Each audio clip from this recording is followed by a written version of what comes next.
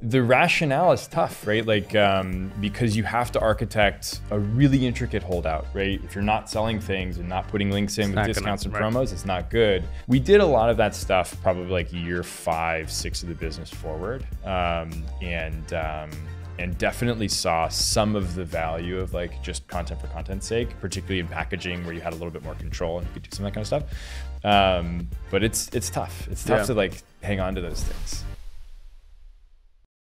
Welcome back to another episode of Chew on This. Today we have Tom and Preston here, who are co-founders of a brand called Chubbies, which many of you have heard of, and Loop Returns, which many of you probably still use. Tom, Preston, first of all, thank you so much for taking the time out to come out here in Kearney, New Jersey, and flying here so that our listeners can get a dive into some incredible things you guys have built. But for the few people who may not know who you guys are or what you guys have built, Tom, let's start with you and just give a little bit of the background. Yeah, so you gave quick intro. We material experience for the last 15 years has been in building consumer brands, and then a brief jaunt out into software. We built this product for Chubbies that was helping our customers better process returns and exchanges. Spun that out as a separate business, and then the team at Loop Returns have just dominated, and we can't take any part of that, but we were part of the early story. So anyway, so Chubbies, men's apparel business that, maybe some folks know, and 10 years of just grinding, a lot of ups and downs in that business, but ended up building just a really incredible brand and a thriving community. Got to an exit in 2021 and merged with a company called Solo Brands, and ended up going public with that company a few months later. So just got to see like a wild spectrum of the e-com business and direct to consumer brand building. So that's what we talk a lot about, what we at least try to share our experiences of, because we almost went out of business many times. And so hopefully we can help folks avoid some of those mistakes. Only other thing I would say, Ron, Ash, we're huge fans.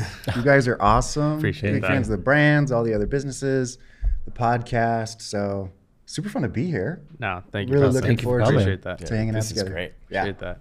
We know there's so much to unpack here because you guys built an iconic 9-figure brand. You guys have done and doing so many more things after, but let's kind of get back to the roots of when you guys were building Chubbies, right? I think one of the cool things is you guys went through probably almost all the waves of things except maybe the pandemic, like fully. But let's talk, maybe go through building that brand, right?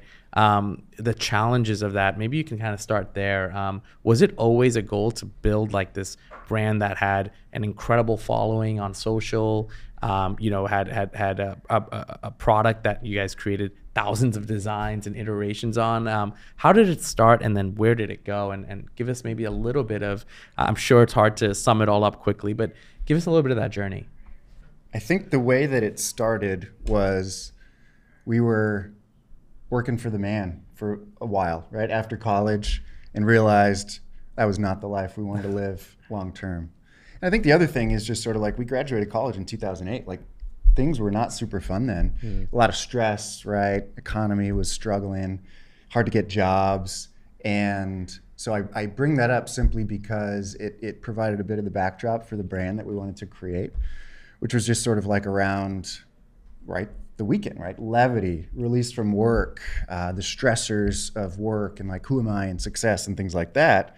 And fun, like just so much, there's so much room for fun, right?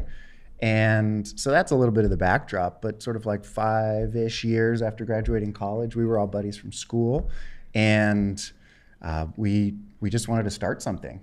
And Tom played soccer at Stanford, I played rugby, Kyle also played soccer, and Rainer was, from the Southeast. So we all had these connections to shorter shorts, right, in some form. Mm-hmm.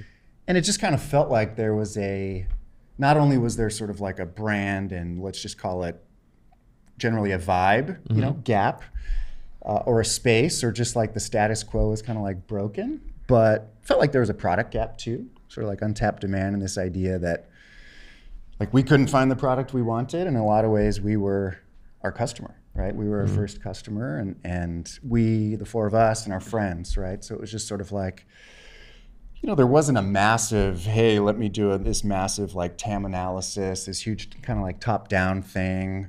Clearly you do some of that, and we're not sort of like completely ridiculous idiots, but just the idea that, gosh, it feels like there's something. If there's us, if it feels like there's a need, there's got to be more of us out there. And so that was like a little bit of like the foundation. But then it was just sort of like, okay, well, let's make a product, right? Let's make a sample. And as is always super fun when you're at the beginning of these things, they don't necessarily go the way you plan. And so like one of the first, pattern makers or sample makers, kind of like took our money and of course ran away with our designs. No way. So we didn't really we didn't have money. We weren't like in whatever private equity or blah, blah, blah. So it was like, well, that's And a did you guys bummer. make those initial designs, like one of you guys? So she built the patterns. Okay. And then just absconded, just left. Just took it. Okay, stopped got it. responding to our emails. Realized it was a good pattern. or I something. have no idea. Or Maybe she's behind some of the Chubby. yeah. You go ahead. Yeah, the early days of Chubbies were this visceral response to what we had seen thrown at us from a men's fashion perspective for the last growing up through high school. It was Abercrombie and Fitch. So it's that's the iconic brand that kind of typifies what we saw. Right. And it was like The old Abercrombie and Fitch. It's cooler now, right? Yep. But back then, think 2011-ish, when we got. Well, maybe we're aging ourselves. I don't know if you guys saw this, but it used to be that there was a shirtless man outside of every Abercrombie and Fitch store spraying cologne. I think Unkate was one of them. Yeah. Our third partner worked at Abercrombie. epic. Kyle and Rayner, our two other co-founders, also worked at There you go. Abercrombie. No disrespect to the people there. College, right? But They're the all great leadership people. was kind of nuts, and Yes. there's we won't need to go into that, but there's I think there's a Netflix series on Abercrombie. I think so. back in the day, I saw that, yeah. But anyway, that's what we were familiar with, and it just didn't speak to us. We needed something that was more fun, funny, more ridiculous. The brand's called Chubbies. All of this is very concerted. It needed to be this thing that no one had ever seen in fashion. Anecdote there. What was the reason to call it Chubbies, and who came up with that? What do you mean? It was just one of the names that was floating around, and it kind of became our code name for the project. Nice. And we were always earmarking it as okay, we gotta change this. And every name we tried just felt completely artificial. But again, it kind of embodies exactly what we wanted to, which is Chubbies ostensibly was to us this very inclusive thing that's hey, welcome. We built the product to be fit you no matter what your waistband size is. So elastic waistband has always been critical to the product. And then it was tongue-in-cheek and ridiculous enough that it was clearly not Abercrombie Fitch, taking ourselves seriously.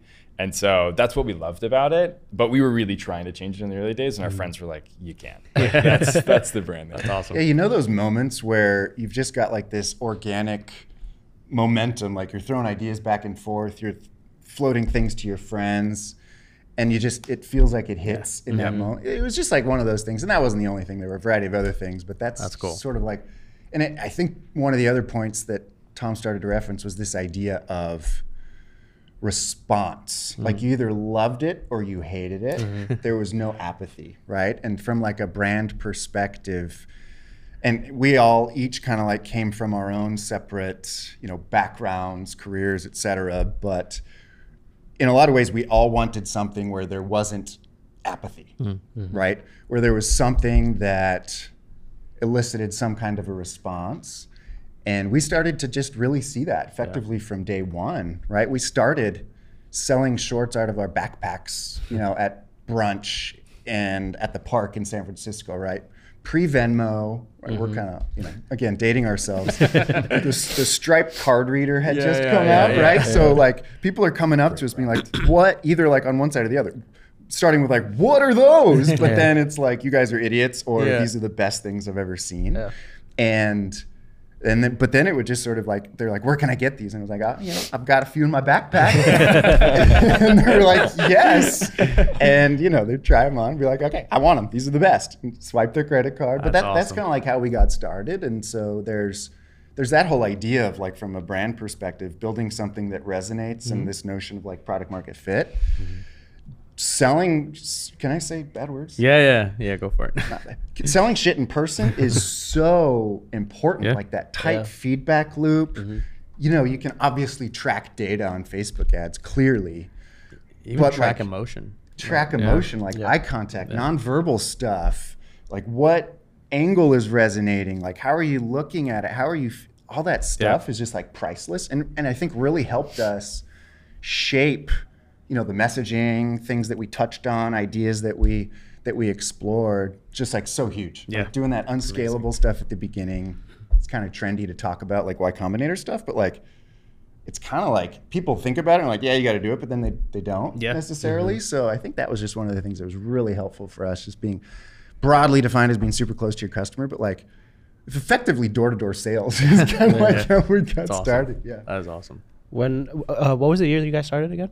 2011. 2011. So I mean, you kind of touched on it a little bit, but I'm very, very curious what the go-to market strategy was. Like, yeah, sure, going, you know, outside, kind of like meeting people and selling out of your backpack. But for us, like when we started our agency, it was like in 2015, 2016, and that's when Facebook ads really started. Yeah. I'm very curious what the tactics and the strategies were pre-Facebook.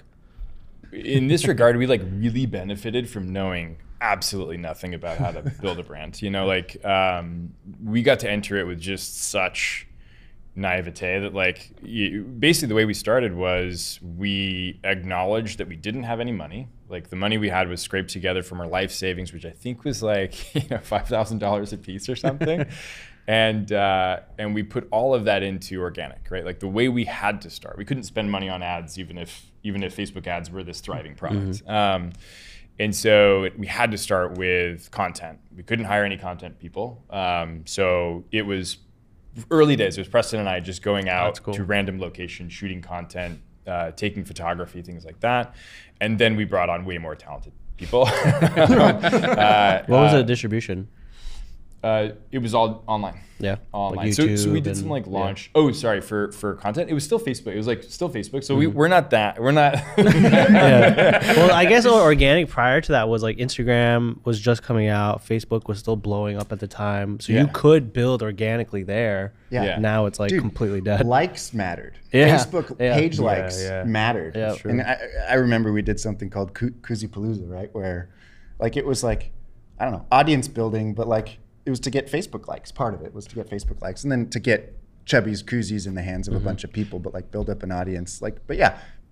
My opinion, organic matters a ton still today. But back then it mattered for distribution. Right. Like you got a follower, that person would see your posts 100% of the time. Yeah.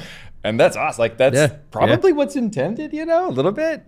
Should be. But yeah, like that's why I followed. Why am I not getting any content? But yeah, we I think it was very intrinsically related to distribution, but Facebook was the source. And if you look at like Chubbies' growth, it was first to 1 million followers on Facebook, then Instagram, then basically followed the trajectory of all of these social platforms. Right. So in that sense, we like benefit from being some of the gray hairs out here. Anyway, so it was all organic content. And then the coolest thing that we saw was the community started to produce content, like from day one. There were these guys who would just write in with stories about their exploits in Chubbies.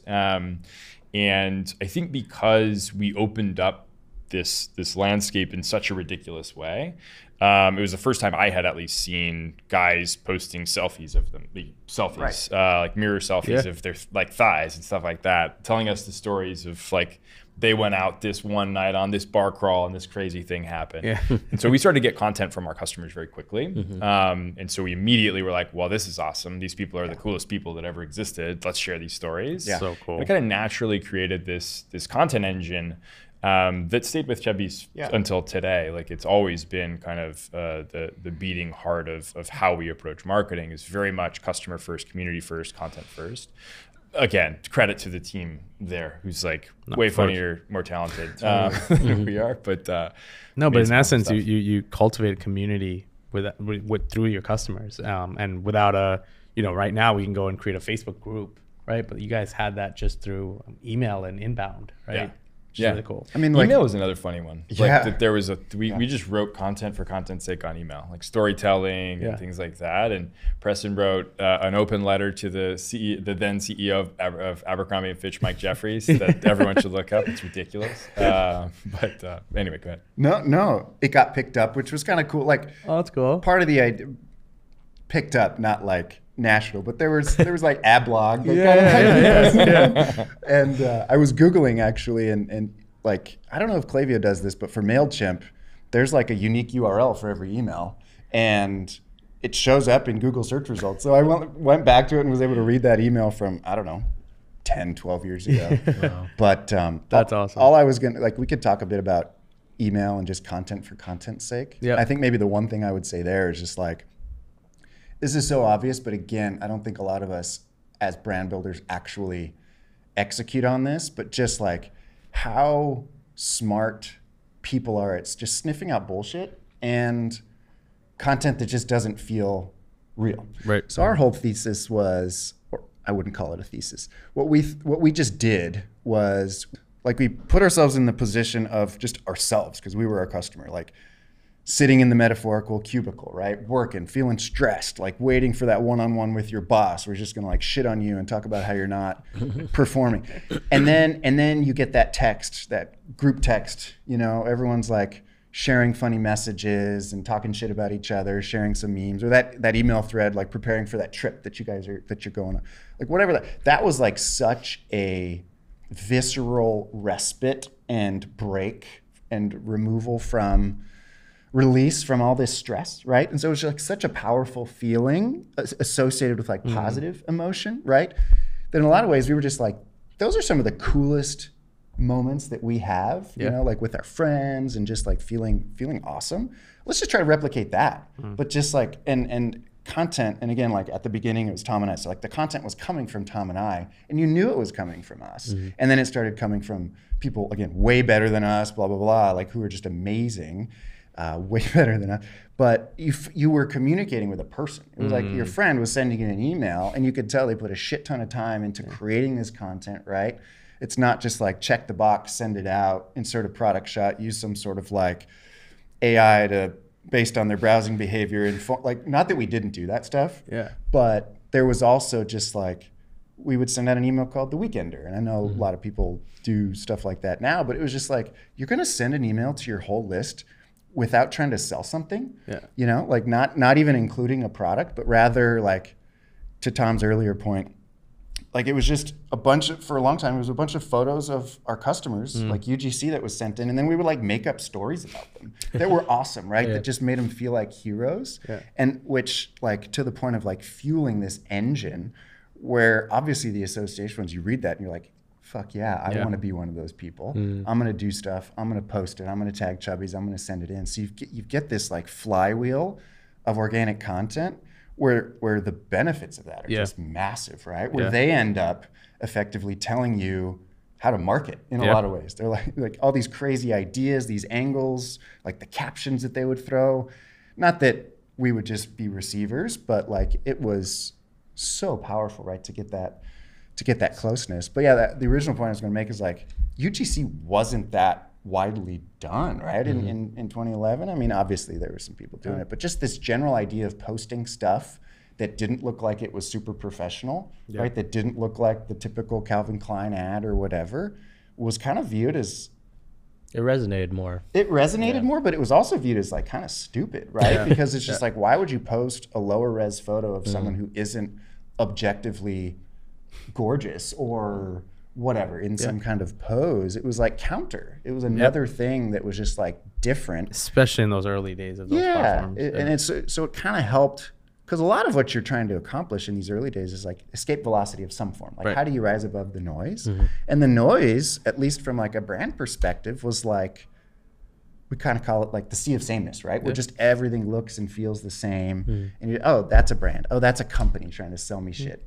Rather than, that's interesting, like whatever you want to call it, like scroll stopper, thumb stopper, blah, blah, blah. But it was just like something that stood out as like, So those are some of the things. It's crazy though. Some of the things you mentioned, even on the email front and what you guys did, I feel like brands today have gotten so far away from that, although not for right reasons. It's also just because of like email needs to now perform at this point and needs to bring in this much revenue. But I mean, I think we do it too sometimes. Like we forget that you still need to communicate with that customer, and it's okay to send something that doesn't drive the sale. It's just a, hey, I'm just here to talk to you.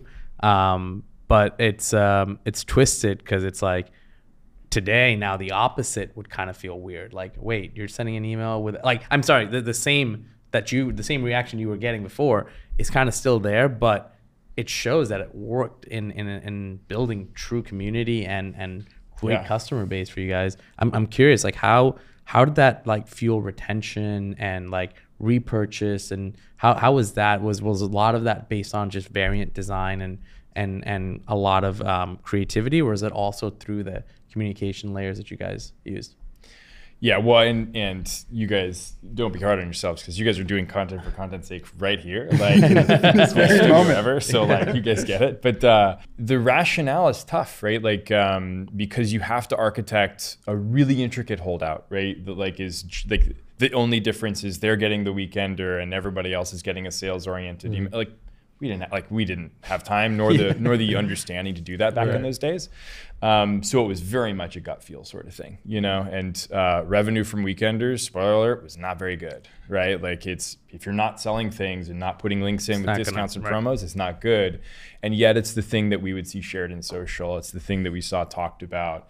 In those early days, it was a lot of like gut around that. Now, as we got older, as the business got older and we started to get more sophisticated about a lot of things, those things, we started to learn how to quantify some of that kind of stuff that's hard, but not nearly enough of those things that like they're like they feel good, but you can't back it to revenue or even profit or whatever. Those are those things that are like you just have to hang on to. Right.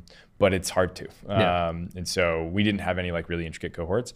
We did a lot of that stuff probably like year 5, 6 of the business forward. And definitely saw some of the value of like just content for content's sake, particularly in packaging where you had a little bit more control and you could do some of that kind of stuff. But it's tough. It's tough to like hang on to those things. And it probably is why so many people are veering towards, well, let's just go back to revenue. Right.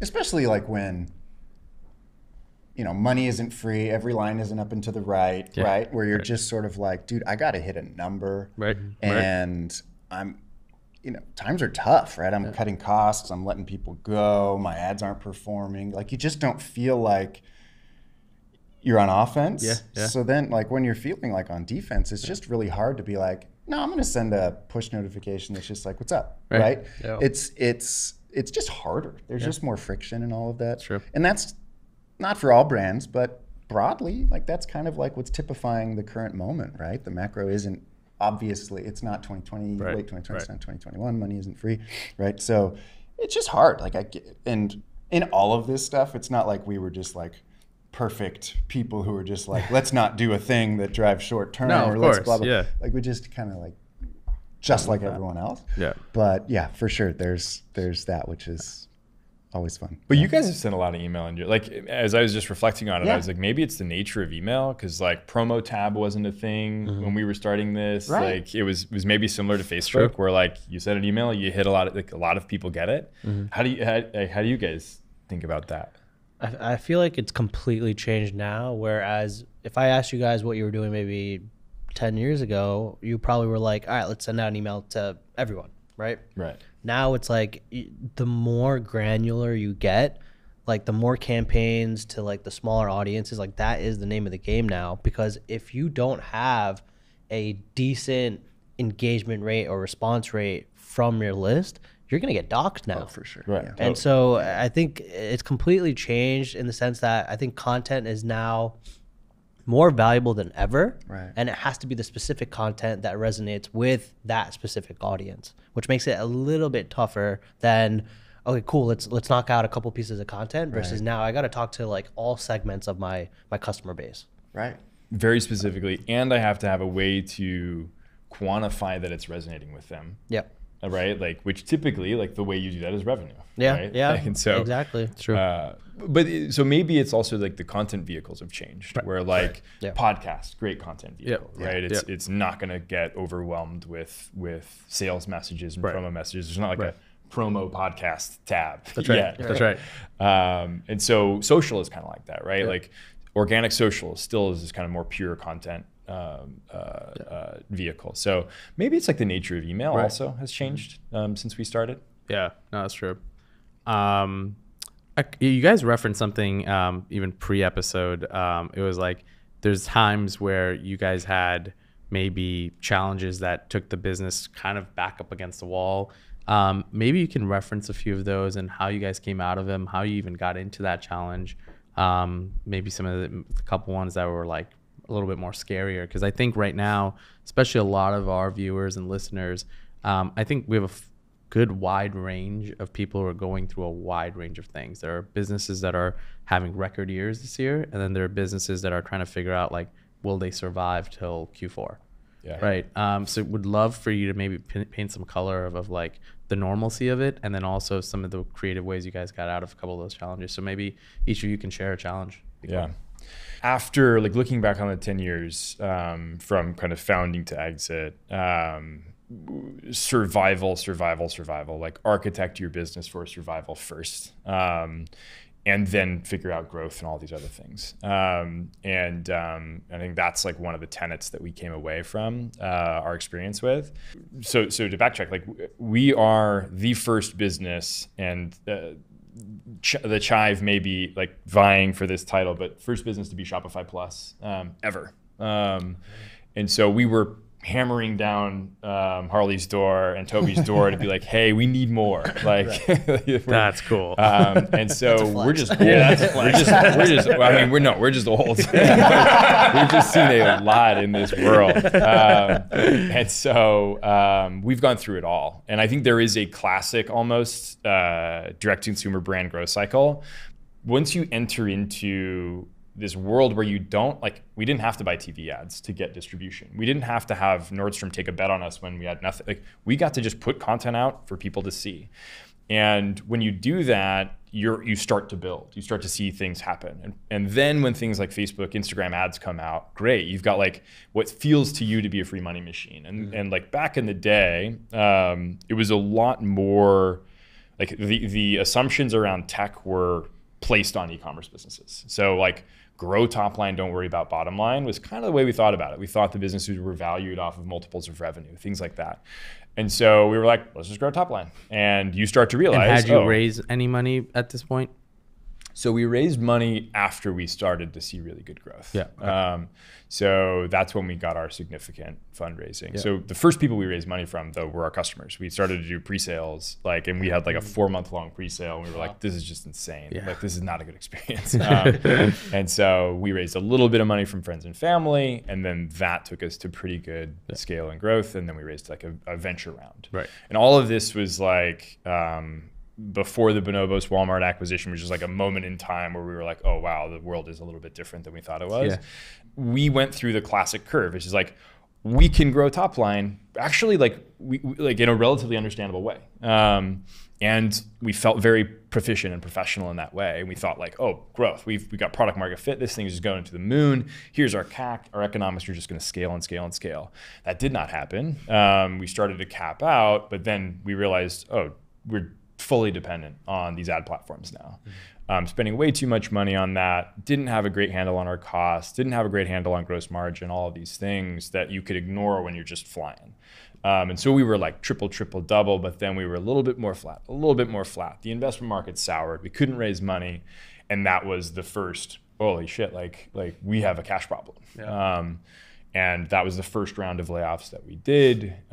We cut all of our salaries to zero and just went through it. Like we're working 90 hours, like just a lot of time to save the company.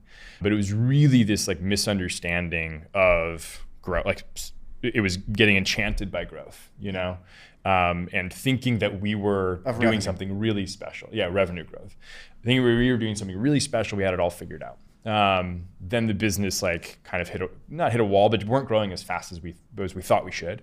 Again, like totally influenced by what we had seen in the market and like tech companies growing like at wild rates, which I now have a very different opinion on kind of endemic growth rates of like brands.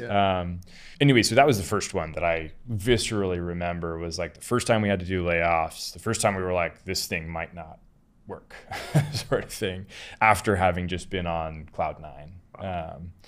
And so maybe Preston can talk to you his challenges, but also then we can talk to you like how we got out of some of that stuff. No, where in the life cycle was that? Probably year 5 of the business, year 4 or 5. Okay. So like again, midlife crisis. Yeah. I mean, serious. No, I wouldn't. I don't think I'd add anything of net value, but just maybe just like the stress, right? I mean, from the outside, especially like post acquisition, right? Maybe the assumption is like, boom, up and to the right, straight line, bunch of geniuses, right? Always had to figure. When you're in it, and I guess my point of saying this is like, if you're in it and you're feeling like you're a stress ball and you're like, why the hell am I doing this? And right, we felt that all the time, right? Constantly. You're just like, what is this business? Was this the right thing? We're not growing. Why is our competitor growing faster? Is our TAM too small? Why isn't this new product necessarily crushing in the way that we would have liked it to? We're trying to do X and it's not working. All these things, right? You're just constantly dealing with all this stuff. And it's hard, right? It's hard. It's hard on you. It's hard on the family. It's hard on everything. But and then you add on top of that a hyper seasonal business for the vast majority, for a long time, right? When the vast majority of the products you're selling are like men's tiny shorts. Like you feel like a king every May, June, every, I don't know, September, October. It's just like, what is going on? Hard on the team, right? The morale, like everything you do in May, June feels like, yeah, dude, that works. Massive impact. It scales. And then you do like the same thing in your down months and it's like, ugh, nothing is taking, nothing is working, it's tough. Like it's tough. Like all this like, mental, emotional roller coaster for sure the whole time. But again, my point of bringing it up is just like, if you're feeling that, everyone feels it. And that's just part of the joy. One of the things I would say is like being out of it, I miss it. Yeah, it's just like such a gift to be able to do what we do. Just like making a product that people love, people care about, right? Having such an impact that they're gonna take time, take a picture of them with your product, post it, like put their reputation at risk, and see that you're making a person's life better in some way, right? So legit and so fun and such a gift that we get to like do this stuff and like invent on the behalf of our customer. It's the best, right? So just like, if you're in it and it feels shitty, just like be able to step out and just be like, this is as good as it gets, right? Working with people you love, creating something. If you didn't exist, the world in some form would be like a little bit worse. That's right. And like, that's dope. That's dope to get to spend your time on, even though on the surface, there's just a bunch of shit that sucks all the time. And the thing that worked yesterday doesn't work today. And you're constantly looking for these pockets of arbitrage or pockets of opportunity. And you're like, will this ever end? Why is the consumer so fickle? I just want to have a SaaS business, right? All this sort of stuff where it's like grass is greener everywhere else. But like, it truly is awesome to be able to build a consumer brand. It's so dope. Chew on This is sponsored by. If you're juggling your marketing ops between different platforms, then listen up. Ash and I were in the same boat as you were not too long ago. We were using an email service provider and an external SMS provider to manage over 200,000 customers. With numerous email flows like post-purchase, abandoned cart, win-back automation funnels, running these communications on several platforms was killing our potential impact because we just didn't know how to optimize the process on each channel. We needed a new approach, so we reached out to our community. The #1 recommendation was SendLane, so we had to check it out. And let me tell you, it's surprised us on every level. They took over the entire migration process, transferring data, forming up emails, and making sure that we didn't miss a beat.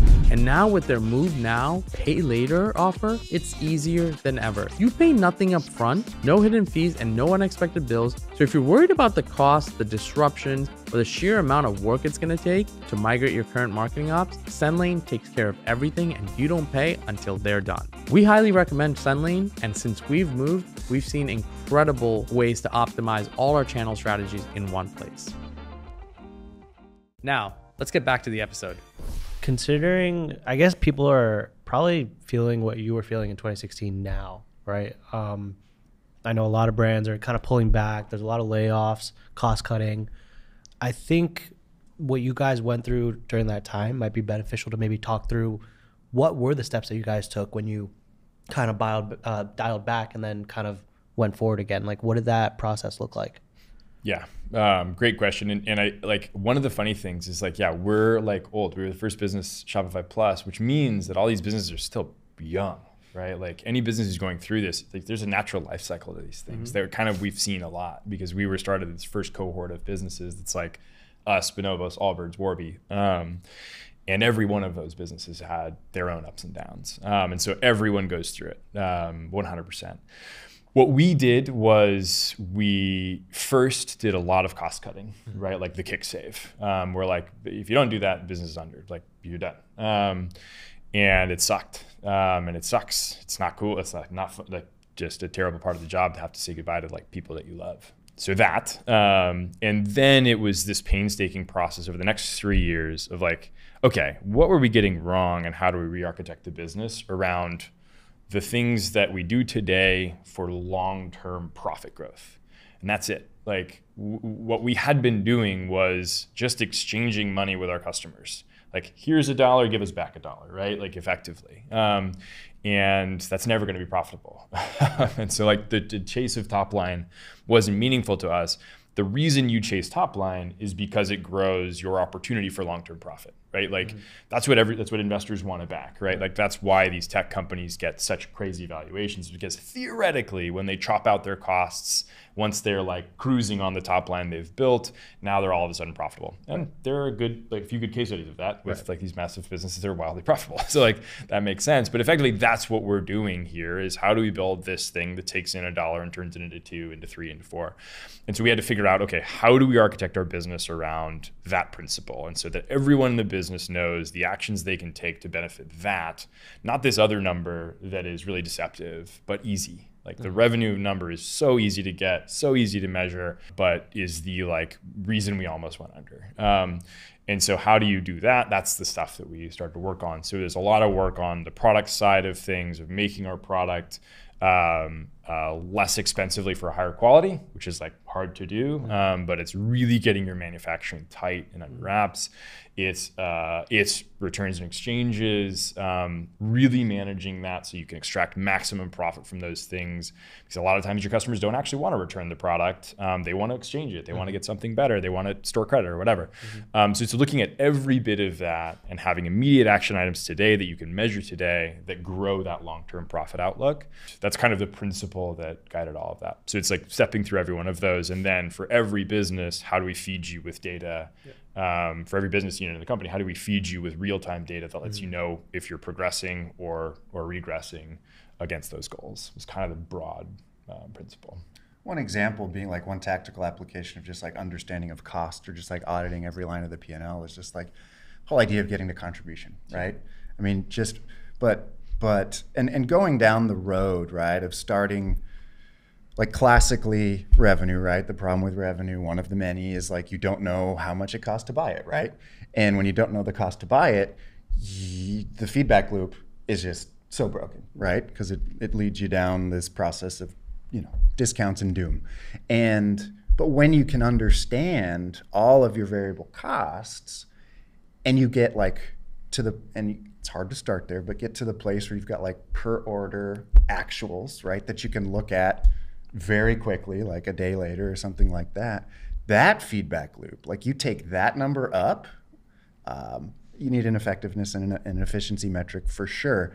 But like the decisions that are then made as a result of having that data are just so much better, right? And when you start to bring other people in who are better than you, you need to arm them with the data to allow them to make the right decisions, right? And so like when they're just driving, when revenue is their only thing, in a lot of ways they're handicapped and they can't like really drive long-term profitability, or just like growth in like contribution LTV, or whatever these really like That's great points. beautiful metrics are. So that being one thing, given that we were largely on sort of like the marketing growth side of things, but obviously going down every single line, like pick, pack, ship. Like, how are we going to work with every single shipping provider to package our product, go further down the shipping line, right, so that we can get slightly lower? How are we going to do stuff on the fulfillment side, right, to just like make sure that we're doing every single thing, right?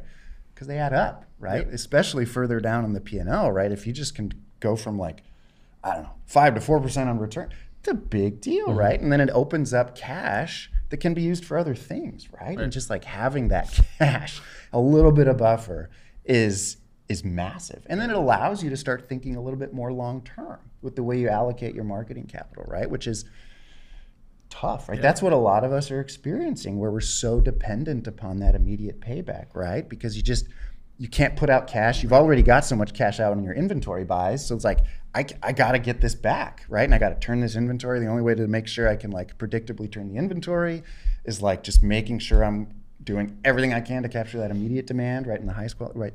And so it just like leads you to these tough things, right? When your P&L is architected in such a way where you just have no buffer. So just, righting the ship, stabilizing, right-sizing our cost structure so that cash can be produced is I think the other thing I would add on top of what Tom was mentioning. Fast forward to like 2020, 2021. You've now prepped and decided to exit. What was that reason? And part of it is a selfish question, because we're at the 5-year mark going into year 6 now for Obvi. And there's parts of it that feels like can't wait to exit one day, and then there's parts of it that's like it's super comfortable, and it's like it's a great business that can run if it wanted to for another 2, 3, 4 years. How did you guys get to that point? Was it looming? Was it something that drove that decision? And give us a little bit of touch points there. Yeah, the path to exit was interesting for us because like we were eyeballing it for a few years, and I don't know about you guys, but we were kind of taking a look at it and trying to understand the market out there. I think one of the things that we learned as we saw our business progress, so like one of the times when we got interested, it was like business was sizable when we were going through all these issues. And so there's a natural thought of like, hey, like, is there access to capital? Is there actually? And so it's a very different story to be talking about a business that is not profitable and like doesn't actually really have asset value versus one that does. Right. The thing that we saw grow and evolve with our business was systematic profit growth beat out all, right? Like when you start to see that systematic profit growth and you have reliability on that, it's like what Warren Buffett wants to invest in, like 10 years of profit growth, that sort of thing. You have a lot of optionality. You can also think about what's this asset's value to me and what's this asset's value to whoever a buyer could be. And when that's the thought process you're having, you're in a great spot because you've got optionality. And that means that you're not going to be beholden to one buyer or whatever. Mm-hmm. And the exit is going to be something that is competitive with even just your own internal cash flow generation, right? Like like having that is such a cool thing when you're going about this process, as opposed to building only for exit. And I would encourage, like, most brand builders should be thinking about not the exit, but like what's the asset value? Like if I wanted to hold on to this, what would be the value to me over the next 10 years? And what's the net present value of that? And then let's evaluate that against these offers. I think that's a great kind of framework to work yourself into when you're thinking about exit, so you're not only relying on exit or financing. So we re-architected in 2016 through probably like 2018, 2019, got to profitability, and then we're able to finance around growth and had a lot of structure around that like was years of hard work from the team, and such that every team knew very specifically how what they were doing was working to benefit long-term profit growth. And I was thinking about this when we were talking about it. It's like I often find that like when we're going through this, we rediscover things that are like well tried and true. Everybody knows. You're like, it's like, that's of course. It's like the Gartner hype cycle. If like the peak of inflated expectations, that's like revenue growth. Oh my gosh, like Facebook ads work. It's a free money machine. Then the trough of disillusionment is we got to cut everything and like only run off contribution and only profit. And then you're like, wait, we're not growing. We're not growing anymore. And then you're like, all right, we got to rethink this. Now you're investing tactically into brand, but you have a true clear sense of effectiveness. Yeah. And you've waded through the bullshit of that, and you've waded through the bullshit of return on ad spend, ROAS, calcs, and things like that, what your agency's telling you versus what you're able to measure yourself, all this stuff. But once you're in that place where now you're financing your own growth, it's the absolute best, right? And so we had that for a few years. The pandemic hit, and that was an accelerant. And not just that, Chubbies is like a great retention business. So all those new customers that came in during the pandemic were coming back and reordering at rates that were higher than we'd seen. And so the business just kind of benefited at each stage. Through iOS 14, the business continued to kind of cruise forward and grow. And so all of that resilience was what they were buying. And as we were thinking about kind of our optionality, we wanted the next challenge, we wanted the next frontier. We really felt like we had wrapped our heads around kind of Chubbies and how we were growing. And we wanted to, one, give Chubbies a ton of support to continue to be able to grow, and two, be able to learn as much as possible, get the best result for our shareholders. And so we started to explore options and sold in 2021 after a competitive process, which was awesome. And got to, so the acquisition. And then in 2021 also, we joined the executive team of Solo Brands, which is a holding company of brands. And then the next 3 months were just like prep for IPO. Like we're on this like fast track to IPO, which was a totally another story, but got to learn all about, like, my world was like digital marketing side of things for that. How do we market for an IPO? How do you get ready? And what I realized is most businesses are preparing for like a year to do this thing. Right. And I was like, I've got 3 months. That's insane. And anyway, so wild stories, but all of it was like build something of asset value. And there's like the cash flow stream, and then there's the moats you build around the cash flow stream, which most substantially in consumer brands, it's your brand, right? Like, how do you build the cash and then the thing that protects the cash? Yeah, makes sense. One piece just now, like looking at where you guys are today, I think you've clearly wanted to get back into the seat of building again, which I hear from, we've had the pleasure to have a few founders that have exited their companies, and you see in a short amount of time they're back in the seat building. Touch a little bit about the SaaS world that you guys are getting into, and why what drives you to build again, but now in a different sector versus consumer.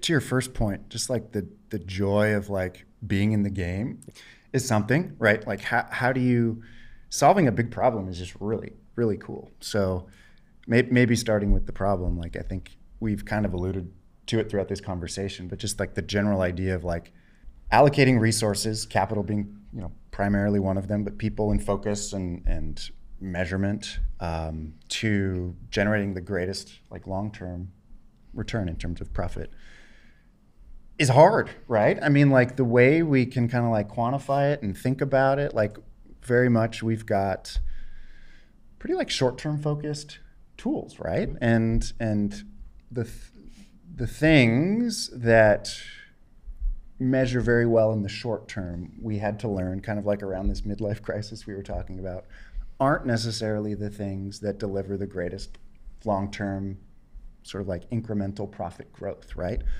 These compounding benefits rather than sort of like the opposite, right? So we kind of had to like think through some ways to start reorienting our minds, and we've talked a little bit about that. But generally, the thing that we're exploring now, or the problem that we're looking to solve, like I think Ash, to your earlier point, is that a lot of the stuff we dealt with in 2016 is what a lot of folks are dealing with now. Mm-hmm. And we talked about how rough of an experience it was, right? So just like having that empathy for being like, well, shit, we've been there. Yep. And have a little bit of experience with loop returns in terms of like turning an internal problem into some version of a software solution, very, very early, obviously, as mentioned before, was really interesting to us. Like, how can, in this next chapter, how can we have the biggest possible positive impact on this ecosystem that's just like been so amazingly awesome for us, right? So like generally, like from a problem perspective, it's like, how the hell do I think about measuring brand, right?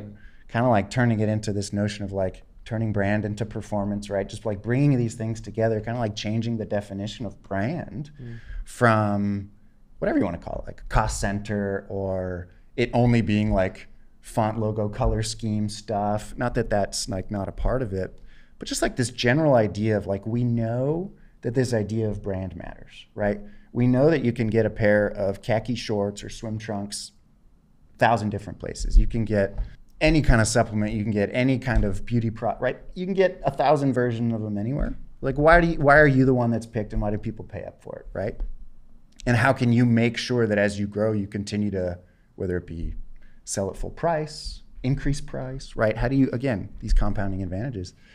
But it just, you know, it doesn't show up in platform, right? It doesn't show up in your MTA tool necessarily, right? And so like, how do we give folks like us, right? We're not classically trained anything, right? I mean, it's just like we didn't go to like brand marketing school. We didn't go to like Kellogg. We don't have our MBA. And so we're like performance marketers. We're like digital marketers, and we love data. We need data, right? So how do we sort of try to bring those two worlds together, where we know brand is important, right? We know brand is the key driver of, one of the key drivers of fundamental asset value, like equity value, and these things that we're building.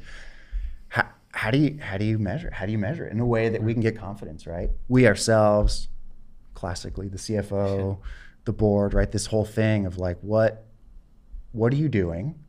Obviously, you got to do the short-term stuff, right? It's not like one or the other. It's this balance. And so we're just trying to like help people get that confidence to just be like, okay, no, I get it. I got to do both. I got to do all of it. That's awesome. So like, how do I measure it in such a way where I'm just like, okay, yeah, I've got this data that I have kind of like always wanted, kind of thing. Yep. And so that's kind of like what we're working on, like SaaS data platform, from the perspective of like, how do we answer the question when your CFO's like, so what was the return on X, right? That didn't necessarily show a 37X ROAS in platform on a one-day click basis, but your intuition is that it's working. It's working. Yeah. Or you're getting all that qualitative. Like Ben was talking about, like anytime I talk to someone, the ad that they remember is the funny thing that we did, right? It's not just like the hardcore DR thing that you probably got clicks, right? Probably reported pretty well. Not that that's bad, but that funny thing, had that funny thing not happened, you know, the performance on that bottom funnel sort of domain capture sort of thing, may not have as one example, may not have performed as well, right? It's all I call it. You know, one of the main things that people mention, not to just go super specific on email, but just like, I loved your emails. Like, I always open your email, whatever it might be, that thing that maybe didn't report well in the short term, these things have value, right? So it's trying to like understand and turn that stuff into data, right? Because it's not like we could just be like, yeah, hope and pray, you know? Yeah. Or like bang your fist on the conference table in the boardroom, just being like, we got to do this thing, right? Why? Well, it's the right thing to do. Or you got to do it. You got to build brands. Like, why? Right? And so like, our goal is to, based on our journey, right, of everything works, nothing works, let's rebuild, let's stabilize. Like, we learned a shit ton throughout that experience that kind of seems like there's a positive impact to have there by just like translating all this stuff into stuff that other people can use. Yeah, so that's we're in the process. We're working on that. We've been working on that for a bit. The only thing I'll add is like, we went through the hype cycle, right? And so there were a lot of things that we did that worked to help the business get to that path of sustained growth. I forget what they call it in the hype cycle, but it's after the trough of dissolution. The good part. The good part, yeah. We had bubblegum and duct tape solutions. We weren't like technologists, but we had operating frameworks for our team that allowed every single person to know how what they're doing today, or attempted to let every single person know how what they're doing today is building towards the long term. And one of the biggest gaps we had was one of the things we noticed when we went down into that trough of like, okay, we're cutting, we're assessing incrementality, cut. Like that's kind of what happens when you start operating off contribution. Then you see what the ads you're running are, and the things that are generating, that are winning in your meta ads, right? Those things are the product ads. And like you put a ton of time and effort into this brand piece that when you post it on social gets great engagement, like gets follows, gets shares, and then you run it in ads against a product ad with feature call outs and the hooks and all these, and the discount and whatever. And your brand ad gets torched. You're like, there's no way I'm running that thing, right? Like Facebook's like, loser, get out of here. We will give it $1. And you're like, what? Like how? Like we put so much time into this. Like, can we find the perfect mix of brand and conversion so it feels good to us and it can? And you're like, no, it's just product ads. But then we started to realize, wait, there's all sorts of other things that are happening from this that's building for the long term. How can we quantify the value of that? Because similarly, we could think we've got a great content piece that just stinks and doesn't do a good job. And we did that. We launched content that stunk a ton of times. But we also launched content that was really good. And how do you understand the balance of those? And then not just that, but like when you've got a good piece of content, how much money should you put behind it? Why? How do you have a profit threshold on these like long-term effects? So we wanted to run brand marketing the same way we were running performance marketing, right? And that's what we're working on. And yeah, we don't need to go too much deeper into it. But to be coming soon on that. Yeah, excited exactly. for that. Yeah. That's awesome. Thank you. Well, first off, thank you guys for coming on. I think myself like really resonated with the story of kind of seeing this like massive growth, hitting this kind of wall and taking a step back and kind of recalibrating. I think it'll be very valuable to a lot of people that are listening, especially those that are kind of going through the struggles right now. With that being said, you guys gave a lot of sauce on different things, but from the both of you, if I can get one thing to kind of take away from this episode for the viewers and listeners to take back and implement to their business right now, what would that one thing be? Looking to me. I was looking to you. You can do one each. Well, yeah. Well, probably one thing I would say, I mean, obviously I could say like build your brand, but then you're like, so what? You're like, what do I do about it? What can I do today? Yeah. Right?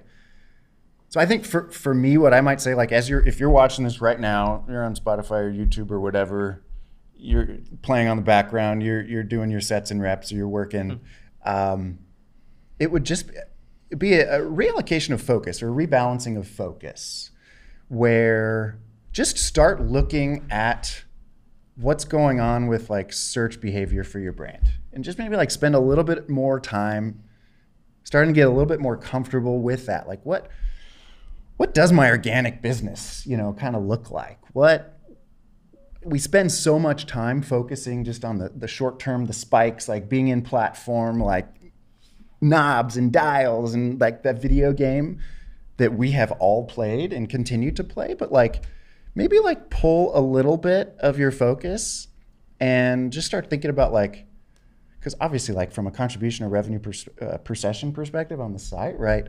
That organic traffic is just like beautiful, right? So then it's just like, oftentimes it can be viewed as a black box. Like how do I systematically deconstruct and then rebuild that so that I get the, I think part of it just as a first step is just like looking at it, starting to get a feel, right? Because we all have a feel for the short-term DR stuff. Like, oh, it didn't get to this point by this time. So it's like, I don't think and I need to feel for this sort of a content, but like just a little bit more focus, spending a little bit more time on just getting in there like daily and just like understanding what's going on. I did these things. This is kind of like what I started to see. Not that you're going to see everything happen right away, but getting that comfort and that fluency with that side of the business, that side of your revenue stream is, I think I don't necessarily know if you're going to see sort of like your CAC drop 50% in a day, but like that'll be one little tiny step that you and your team can start to take that just kind of like help broaden the focus of like, what is the true like totality of my business? It's not just how good I am at paid in my emails, but it's like this other thing, like this base, right? Which is like a very profitable base of business, but something that just like, at least from my perspective, I did not focus on nearly enough, given the importance to fundamental asset value, right? So I don't know, just like, yeah, get in your Shopify Dash and GA a little bit more, just like spend some time, like get reacquainted with that part of the business. Love that. It's great. Yeah. So like, it's funny because it depends on where you're at in that cycle, right? So like, or maybe it depends. Like my advice maybe is consistent, but your perception of if I'm full of shit or not will probably vary depending on where you're at in that. The first thing is like acknowledge impermanence, right? Like these states are not forever, right? You're experiencing troubles right now, or you're experiencing highs right now that will not last, and you need to prepare for the future. You need to survive. Like that's fundamentally it.